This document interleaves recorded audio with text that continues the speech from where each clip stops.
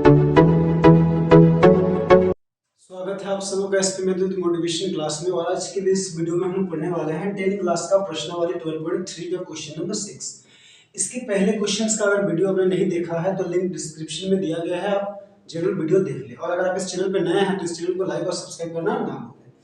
तो देखिए 6 number question क्या है, 32 सेंटीमीटर त्रिज्या वाला क्या है वृत्ताकार मेचपोस है, जिसमें क्या है बीच में एक समबाहु त्रिभुज एबीसी, एबीसी क्या है समबाहु त्रिभुज, छोड़ते हुए एक डिजाइन बना हुआ है। तो डिजाइन कौन सा है, ये जो त्रिभुज के किनारे है ना, ये डिजाइन है। तो जैसा कि आकृति में दिखाया गया है, तो इस छायांकित डिजाइन का क्षेत्रफल ज्ञात करना है। तो हमें क्या करना है, ये जो डिजाइन है इसका क्षेत्रफल निकालना है। तो इसका निकालना बहुत आसान है। कैसे करेंगे, हम लोग ये वृत्त का पूरे वृत्त का क्षेत्रफल से इस त्रिभुज के क्षेत्रफल को अगर घटा देंगे यानी कि हटा देंगे तो क्या बच जाएगा, ये डिजाइन का क्षेत्रफल। ठीक है, तो हमें यहाँ पे क्या दिया है, वृत्त का त्रिज्या दिया है 32 सेंटीमीटर। मान लेते हैं ये वृत्त का क्या है, केंद्र है। तो त्रिज्या यहाँ से मिलाएंगे तो एक क्या होगा, त्रिज्या, ये भी एक त्रिज्या है और ये एक त्रिज्या, फिर ये इसका नाम दे देते हैं O। तो देखिए त्रिभुज एबीसी का क्षेत्रफल हम लोग कैसे निकालेंगे, वृत्त का क्षेत्रफल निकल जाएगा क्योंकि त्रिज्या दिया हुआ है। तो देखिए त्रिभुज का क्षेत्रफल निकालने के लिए ये जो त्रिभुज है ना, अब ये त्रिभुज 3 बराबर भागों में बट गया है। किसमें, त्रिभुज बीओए में, त्रिभुज बीओसी में और त्रिभुज एओसी में। तो अगर हम लोग किसी एक भाग का क्षेत्रफल निकालेंगे और उसको 3 से गुना कर देंगे तो पूरा त्रिभुज एबीसी का क्षेत्रफल निकल जाएगा। ठीक है, और उसको वृत्त के क्षेत्रफल से घटा देंगे। तो यहाँ पे हमें क्या क्या दिया है, वृत्त की त्रिज्या, उसको R1 मान लेते हैं। ठीक है, या फिर R कितना है, 32 सेंटीमीटर। ठीक है, तो वृत्त की त्रिज्या ये 32 सेंटीमीटर है। अब देखिए यहाँ पे कोण कितना बनेगा। ठीक है, तो त्रिभुज के क्षेत्रफल के लिए हम लोग को 1/2 r स्क्वायर sin थीटा का यूज करेंगे। तो r पता है, थीटा नहीं पता। तो देखिए वृत्त के केंद्र पे टोटल क्या 360 डिग्री का कोण बनता है। तो यहाँ पे कितना भाग है, 3 भाग। तो 3 भाग का कोण को हम क्या कर देंगे, 360 को 3 बराबर भाग में बांट देंगे। तो कोण कितना होगा, 360 टोटल बनता है वृत्त के केंद्र पे कोण। तो ये कितना भागों में बना हुआ 360 डिग्री, 3 भाग में। तो इसीलिए इसको 3 से भाग करेंगे। तो 3 एकम 3, 3 एकम 3, 3 दूनी 6 और 0, यानी कि थीटा कितना हो गया, 120 डिग्री। ठीक है, अब छायांकित भाग का क्षेत्रफल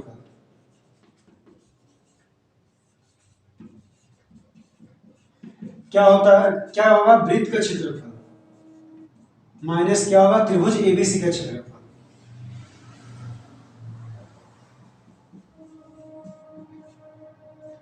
ठीक है, तो वृत्त का क्षेत्रफल क्या लिखना है, पाई आर स्क्वायर माइनस, यहां पे त्रिभुज एबी का क्षेत्रफल कैसे निकालेंगे, 3 गुना त्रिभुज बीओसी का क्षेत्रफल। बीओसी को 3 बार क्यों गुना कर रहे हैं, क्योंकि बीओसी, एओबी और एओसी तीनों का मान बराबर आएगा। तो इसीलिए बीओसी को 3 से गुना कर देने से ये भी एओबी और बीओस एओसी का भी मान आ जाएगा। तो पाई की जगह क्या लिखना है, यहाँ पे 22/7 आर स्क्वायर, आर कितना है 32, तो यहाँ पे 32 का क्या है स्क्वायर। ठीक है, माइनस 3 गुना त्रिभुज बीओसी का क्षेत्रफल कैसे निकालेंगे, 1/2 R square sine theta, 1/2 R square sine theta.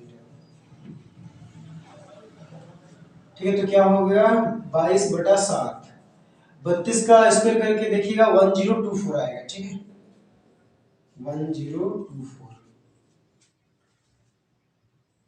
Minus 3 गुना 1/2 आर स्क्वायर की जगह क्या लिखेंगे, 32 का स्क्वायर, और साइन थीटा की जगह क्या लिखेंगे, साइन 120 डिग्री।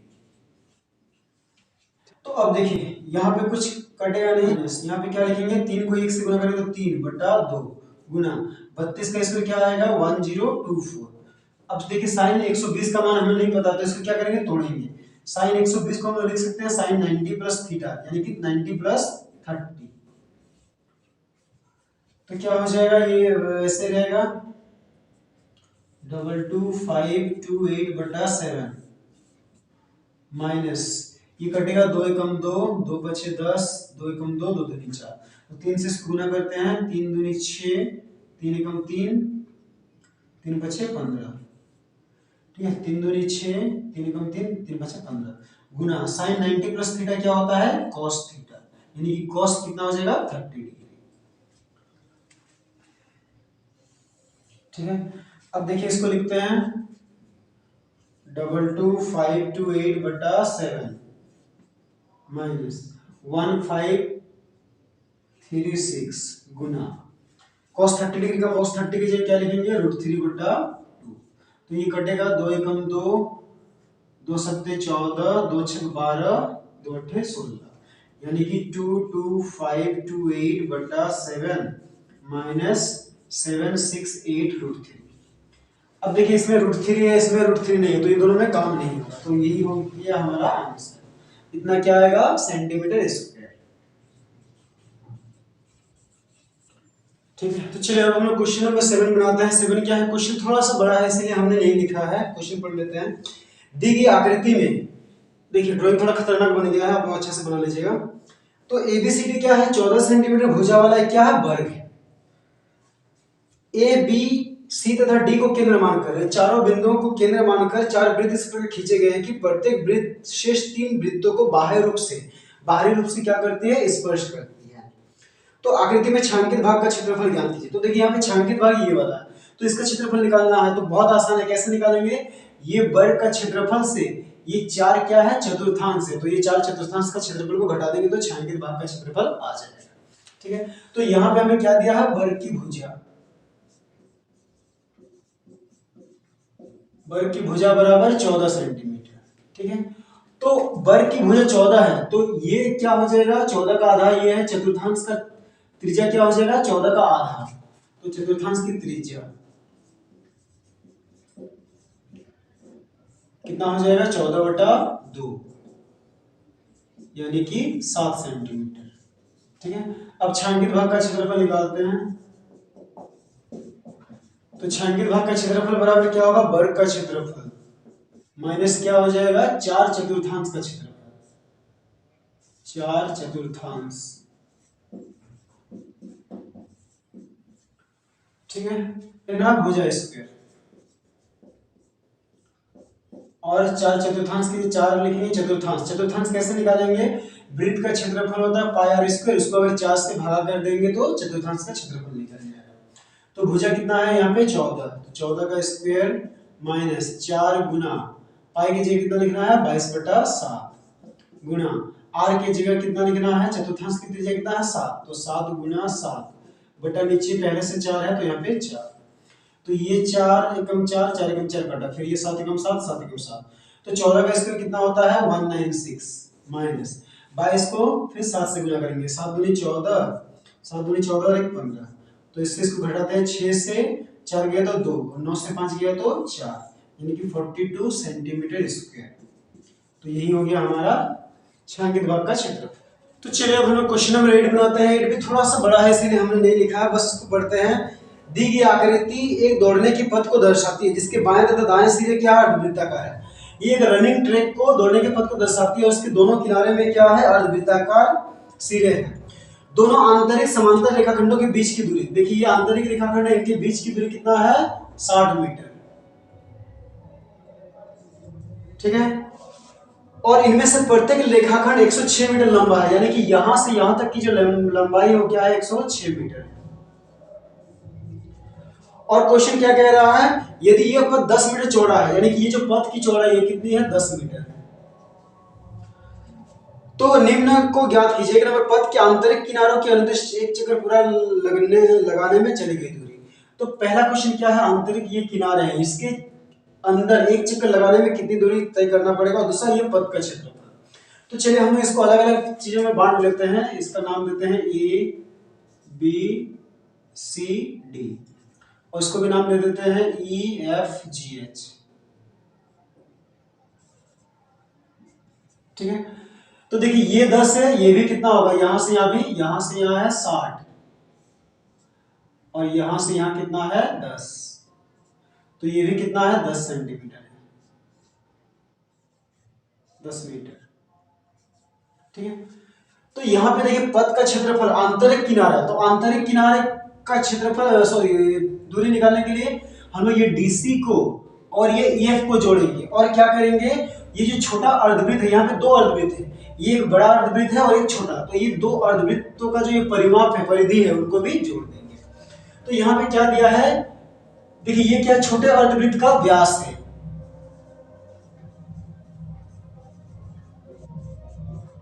तो छोटे अर्धवृत्त का व्यास कितना दिया है 60 मीटर। ठीक है, तो अब क्या निकालते हैं, छोटे अर्धवृत्त का त्रिज्या, उसको हम लोग R1 मान लेते हैं।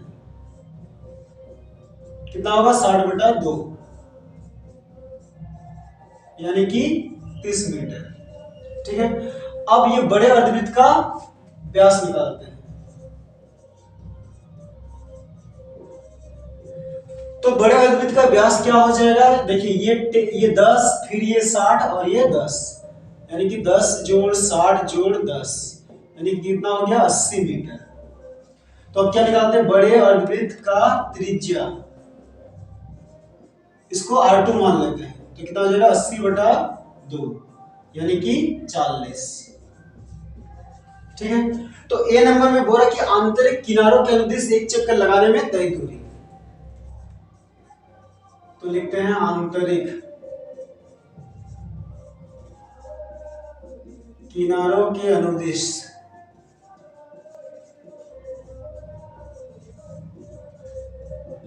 तो क्या हो जाएगा, ये डीसी प्लस ईएफ प्लस दो छोटे अर्धवृत्तों की परिधि, दो छोटे अर्धवृत्तों की। तो देखिए डीसी कितना है 106 प्लस ईएफ भी क्या है 106 प्लस दो छोटे अर्धवृत्त की परिधि, तो 2 लिखते हैं। छोटे अर्धवृत्त की परिधि, उसके लिए आर क्या है R1 है, तो 2 पाई R1 बटा 2। वृत्त की परिधि 2 पाई R और अर्धवृत्त की 2 पाई R बटा 2, तो ये 2 और ये 2 कटेगा। तो देखिए 106 और 106 को जोड़ेंगे तो कितना हो जाएगा 212 प्लस यहाँ पे 2 की जगह 2, पाई की जगह 22/7 और R1 की जगह कितना लिखना है 30। तो कितना हो गया 212 प्लस 22 दूनी 40, 3 चौके 12, 3 चौके 12 और 13/7। इसके नीचे एक देते हैं 207 आएगा, 7 को इस 1 से भागे तो 7, तो इसको गुना करेंगे 7 7 दूनी 14 का 4 में रहा 1, 7 1 7 और 1 8, फिर 7 दूनी 14, 7 दूनी 14, 7 1 7 8, 7 दूनी 14 प्लस 1320। अब ये सबको जोड़ते हैं, कितना आएगा 0 और 4 4, 2 और 8 10 का 0 हाथ में रहा 1, 4 और 3 7 और 1 8, फिर 1 और 1 2, इतना बटा 7। तो इतना मीटर हो गया। आंतरिक किनारों पर एक चक्कर लगाने में हमें इतनी दूरी तय करनी पड़ेगी। अब 2 नंबर में क्या बोला है, पथ का क्षेत्रफल। तो चलिए हम लोग बी नंबर यहाँ पे बनाते हैं पथ का क्षेत्रफल। तो देखिए पथ का क्षेत्रफल के लिए क्या करेंगे, ये आयत का क्षेत्रफल और ये आयत का क्षेत्रफल को जोड़ेंगे और इस भाग को और इस भाग को जोड़ेंगे।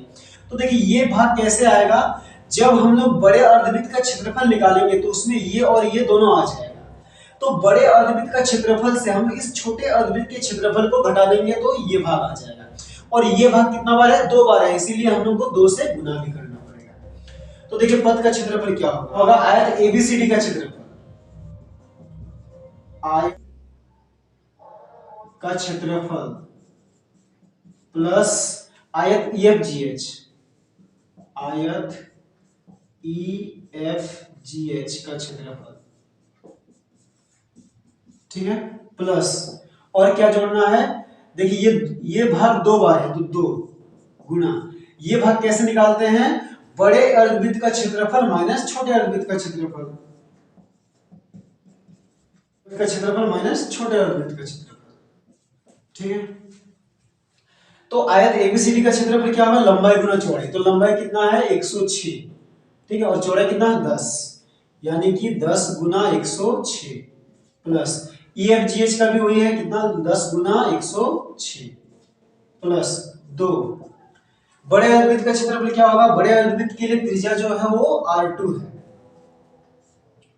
तो पाई R2 का होल स्क्वायर बटा 2, और छोटे अर्धवृत्त का क्षेत्रफल पाई R1 का स्क्वायर बटा 2, ठीक है। तो इधर गुना करते हैं, कितना आएगा 1060 प्लस 1060 प्लस 2 गुना, यहाँ पे पाई की जगह क्या लिखना है 22/7। तो देखिए इन दोनों में ही क्या है, पाई बटा 2 सब कॉमन है, एक समान है, तो हम लोग क्या कहते हैं पाई बटा 2 कॉमन ले लेते हैं। तो पाई बटा 2 कॉमन लिए तो यहाँ पे क्या बचेगा R2 का स्क्वायर माइनस यहाँ पे R1 का स्क्वायर, तो ये दोनों को जोड़ते हैं, 0 और 0 0, 6 6 12, 0 और 0 और 1 1, फिर 2, ठीक है, प्लस ये 2 कटा और ये 2 कम 2 कटा, तो पाई की जगह क्या लिखना है 22/7 और ब्रैकेट के अंदर r2 का स्क्वायर, r2 कितना है 40, तो 40 का स्क्वायर, तो हम लोग यहाँ पे क्या करते हैं ब्रैकेट चेंज करते हैं, 40 का स्क्वायर माइनस r1 कितना है 30, तो 30 का स्क्वायर, तो कितना हो गया 2120 प्लस 22/7, 40 का स्क्वायर क्या हो जाएगा 4 चौके 16, 1600 माइनस 30 का स्क्वायर 900, तो 2120 प्लस 22/7 गुना 1600 से 900 घटाएंगे तो 9 7 16 होता है, तो कितना आएगा 700 आएगा, ठीक है, 0 0 0 0 9 7 16, तो ये 7 एकम 7, ये 7 एकम 7 यानी कि 100, तो यहाँ पे क्या बच गया,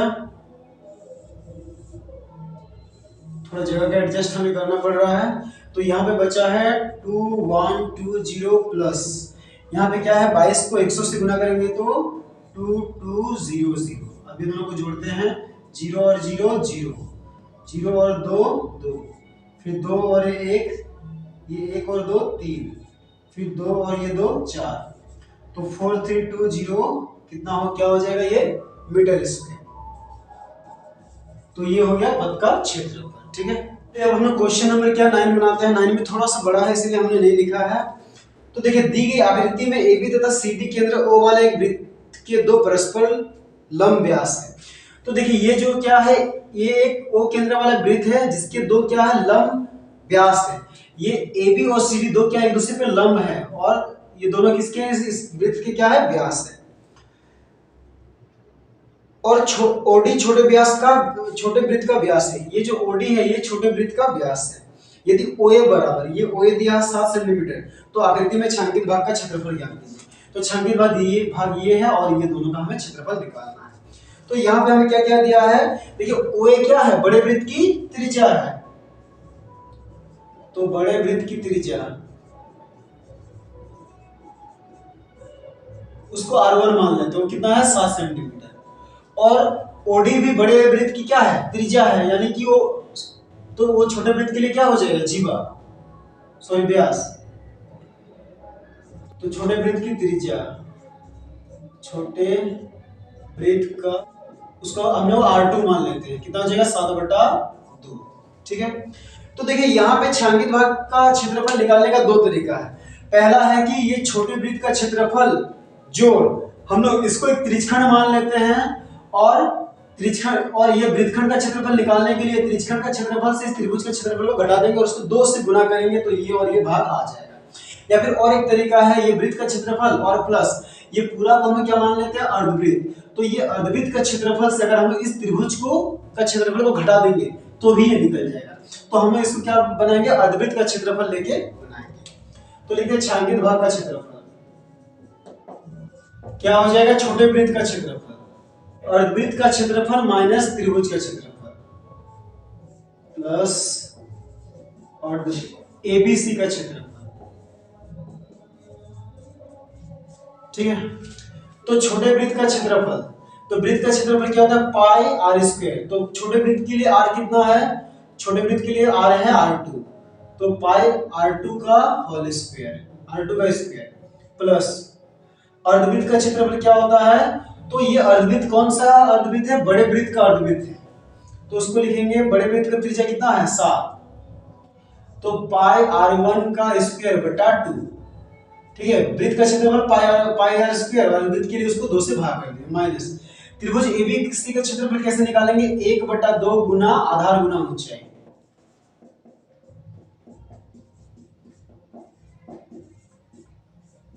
ठीक है, तो पाई के जगह लिखना है 22/7 और R2 का स्क्वायर, R2 कितना है 7/2 गुना 7/2 प्लस यहाँ पे पाई के जगह 22/7, R1 का स्क्वायर, R1 कितना है 7, 7 गुना 7 और नीचे 2 है तो यहाँ पे 2 लिखेंगे माइनस 1/2, अब देखिए अर्धवृत्त के लिए आधार क्या है, आधार है AB और ऊंचाई क्या है OC, तो ये 7 एकम 7, 7 एकम 7 कटा, 2 एकम 2, 2 11 में 22। तो यहाँ पे कितना बची है 11 7 77 बटा 2 प्लस यहाँ पे भी कटेंगे 2 एकम 2, 2 11 में 22, फिर 7 एकम 7, 7 एकम 7। तो यहाँ पे कितना बची है 11 7 77 माइनस 1 बटा 2। अब ए बी कितना है, ए बी देखिए कितना है 14, ओसी कितना है 7, तो 2 एकम 2, 2 सत्ते 14, तो कितना बच गया इधर 77 बटा 2 प्लस यहाँ पे 77 माइनस 7 सत्ते 49, ठीक है।